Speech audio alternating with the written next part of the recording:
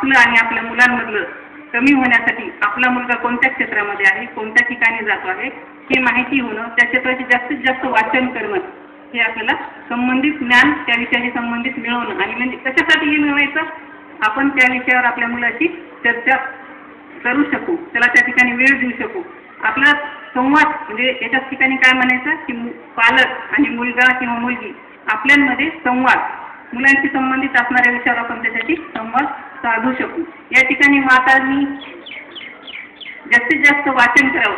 प्रत्येकाच्या घरी वर्तमानपत्र असतं, वर्तमानपत्रातील लेख कुठं हुंडाबळी, कुठं खून, ह्या बातम्या वाचण्यापेक्षा वरील जे अग्रलेख असतात, व्यक्तिविध असतात, अशा बातम्या वाचा. म्हणजे व्यक्तिविधातून प्रत्येक यशस्वी व्यक्तीबद्दलची माहिती त्या लेखामध्ये, म्हणजे कसा खट्टर परिश्रम करून ती व्यक्ती पुढे आलेली असते याबद्दलची माहिती आपल्याला वर्तमानपत्रातून मिळते. छोटे छोटे पुस्तकं चरित्र स्वरूपात मिळतात, ते सुद्धा वाचन केलं तर आपल्याला त्या ठिकाणी म्हणजे प्रेरणा मिळते की आपल्या मुलांना किंवा मुलांना सुद्धा आपण या प्रकारे घडू शकू.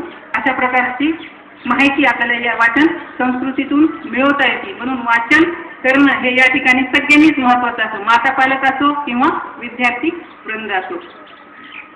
आज या ठिकाणी मला संयोजकांनी बोलवलं त्याबद्दल मी संयोजकाची आभारी आहे. धन्यवाद.